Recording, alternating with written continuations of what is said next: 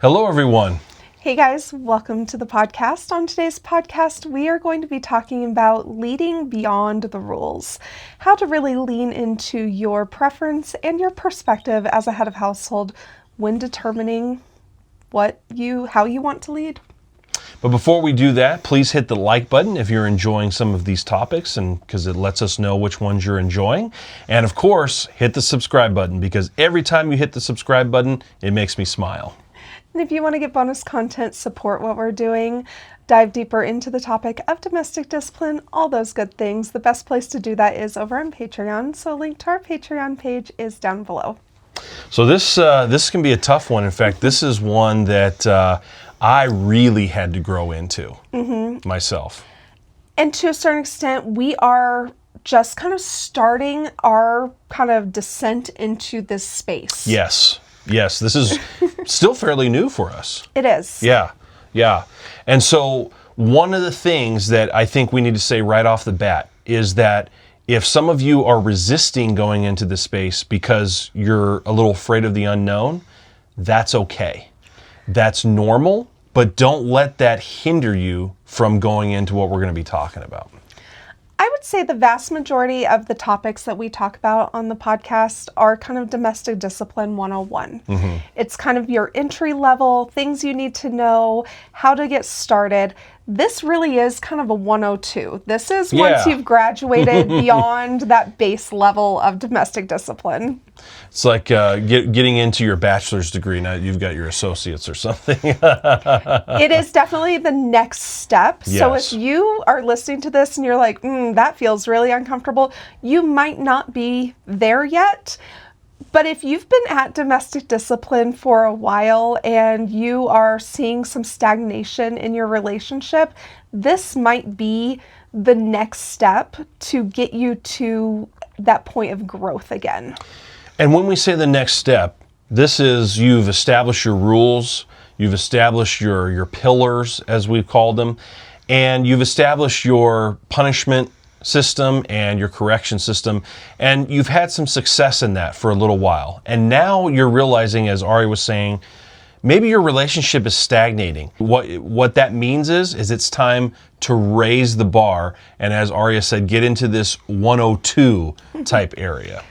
This really is when you've set up your rules, you've set up your systems, and you are seeing that she is following those rules, that she is abiding within those systems, but you still just don't feel like things are going well. And it's almost like you can't pinpoint the rule that she's breaking. You can't pinpoint where she's going wrong, but as a head of household, you just don't feel right about the direction of your relationship.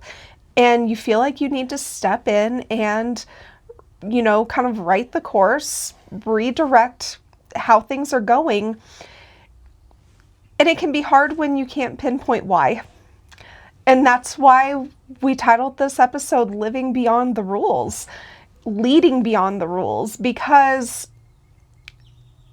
it's well within your role to not have to worry about how it falls into the rule system. And that's why this can be scary, head of households talking to you now, because now what you're having to do is you're having to say, wait a minute, this behavior maybe doesn't necessarily fit in, and I use that in quotes, fit into our rules. So what do? Do I still hold her accountable?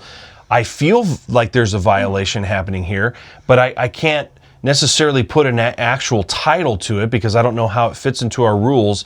And so the point being here is you have to now trust your internal instincts. If you feel violated, and this is something that when I say I know it's scary, I had to embark on this and just trust this. What I had to realize is that, wait a minute, if I feel like she has broken a rule, and let's use an example. Maybe there's an instance where it just happened very, very quick, but you felt disrespected because of the tone of voice that she just used with you and whatever question you may have asked or her response and whatever was happening. And you were a little taken back and you thought, wait a minute, I just asked a question, or she responded in a way that I don't like that response. I don't like the way I was just talked to. That made me feel disrespected. don't bury that just because you may go, well, wait a minute, was that disrespect? I mean, I don't know if that fell into one of our rule categories. What I had to finally just do is say, you know what? 9 times out of 10, I'm going to be right about this because I know what we've established. I know what we've agreed to in our relationship. I felt violated. Therefore, I'm going to say that's a correction or that's a punishment because I don't like what you just did. And I'm going to hold you accountable just from the fact, yes, that I felt a rule was violated. And you may go, wait a minute, just because you felt that? Yes, because my instinct told me, I don't think that that's right. And Aria will tell you that 9 times out of 10, I'm right on the money. My biggest fear when we started going down this road was that it would feel unfair, that I would feel like you were being unfair or that you weren't, that it wasn't fair to me to be held accountable for things that we never discussed, that I didn't even know I was doing. But as we have gone through this, I realized that my desire to submit to you, my desire to make sure that you feel respected is bigger than my desire to not be spanked in that moment. That's good. And when you approach me and tell me that you felt disrespected or that you felt like I wasn't behaving appropriately, I need the reconciliation of punishment in order to, or correction, I need the reconciliation of discipline. Right. In order to move forward, in order to move past the mistake I made, because even if it is an honest mistake, it was still a mistake. It still caused dissension in our relationship, and we need to correct that. And so what you have to do, head of households, is you have to, again, this is where I'm saying you have to trust your instincts here. And the reason you can trust your instincts is because it's coming from a good place. It's coming from the place of trying to help your relationship. It's not coming from a selfish place. It's coming from a place where that she asked for you to come from. That's number one. Number two, again, it's coming from a good place, a desire to help your relationship. And so when you recognize a little blip that happened, go, wait a minute. That I don't necessarily know what that was, but that didn't feel right. That just didn't, there was something that happened. Take care of it. Fix it. Because again, if you miss in that moment, what can blossom from that? Well, one, she may think to herself, oh, I got away with something. Or the opposite thing. Wait a minute. Thinking back on it, I actually realized I did do something wrong. Why didn't he correct me? Why didn't he now all of a sudden, oh, is our relationship going off the rails? Now, does he not want to do all the different things that pop into the taken in hand's mind?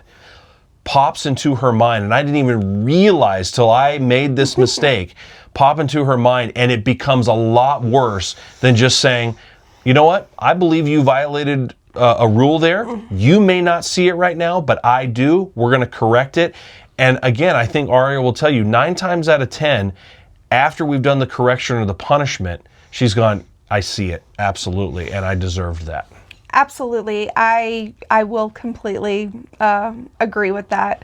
That I do understand, especially as we go through the punishment or the correction process, Coda will lecture. He will point out where I went wrong.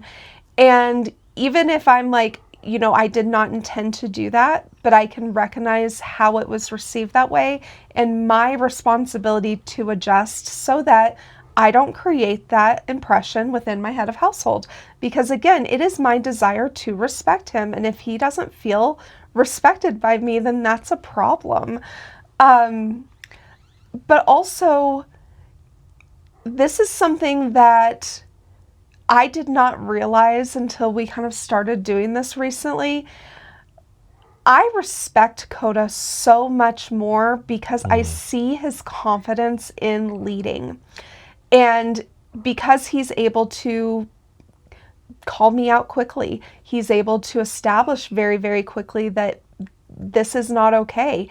And to see him be confident enough in his leadership and how he is running things to be able to make those decisions without having to go through the process of trying to figure out like where should this be, where should this land, for him to say, I didn't like that and I'm going to take care of it.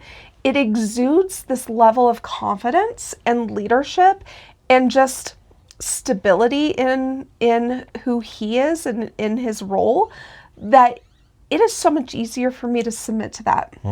It is so much easier for me to look at Coda and see that he deserves my respect and submission. He always did, but now it's easier for me to connect that and to have just a longing to give him what he deserves. What you'll find, head of households, and the reason this is important is not just for your relationship. This is important to keep everything that you're trying to build for your home together. Because when your relationship is in turmoil, you know everything else in life is falling apart. And sometimes you don't know why. Your attitude is bad. Your outlook in life is bad. You're tired. You're not at peace. All the things that we've talked about in a past episode, right? And so it is important. And it may seem like you were being nitpicky. I thought I was being so nitpicky.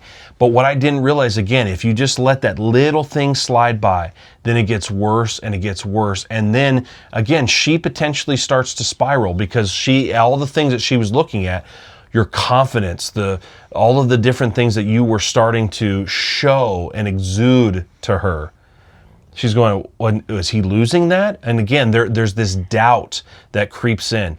And here's the thing, this is part of what we've always said of you need to treat the disease, not the symptoms. Okay? The symptoms are what come out of this. If you don't kind of cut the snake off at the head, right? What happens? All of these different things that we were just talking about start happening in your life, and in your relationship, and it starts to unravel, and you start to then treat the symptoms. Where the overall disease, the overall problem is I needed to stop that before it even began. So, using that example we've used in the beginning, I'm sorry, I do not appreciate the tone of voice you just used with me. That was disrespectful. I do not appreciate it. It will not be tolerated. We are having a correction over it, or wherever it falls in your categories. We're going to take care of it right now. And that sends a message, a couple different messages to her. One, I have enough confidence I'm going to hold you to the things that I promised you that I would hold you to. Number two, I care about our relationship enough to, again, follow through with that. And number three, I care about you enough to not let you get away with that and to help you grow, which I also promised you to do in the relationship. But if you let it go, those are the things, again, that become, that she starts to doubt. And when she starts to doubt, you start to doubt yourself as well. And you start to feel the turmoil that happens. And it's really important to note that it is really unfair to your taken in hand not to act quickly and not to put these things into place where you are calling out those behaviors when they happen before they turn into points of contention.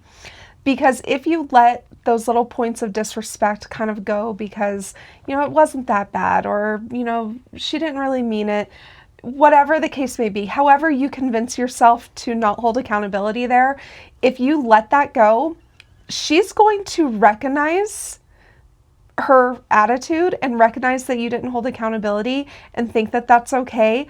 Or maybe she doesn't recognize it, but her attitude is still pretty bad. Pretty poor. And that will lead to further disrespect. That will lead to maybe a temptation to argue, push back. That will lead to behavior that is going to lead to more higher consequences. A correction for a bad tone now turned into a punishment or even an extended punishment for intentional or blatant disrespect. The example that I want to expand on now is, some of you may be asking, well, okay, so are you saying that, really if we're trying to work on the concept of, again, respect, and in our rules it says, you don't yell at me. Well, she didn't yell at me. She just talked back to me in a very disrespectful tone of voice. If you want to stop the yelling, you've got to stop that. You can't just focus on the one thing that you have. That also is again a symptom of the overall problem. So you have got to start treating all of those things as, in order to solve this over here, I've got to take care of this. And again, at first you may feel like, oh, I'm being nitpicky, and she's going to think that I'm a tyrant now, all of those things. But no, at the end, as Aria was saying, she realizes, oh, he's trying to help me. He's trying to follow through with the things that he promised me that he would do, and he cares enough about himself.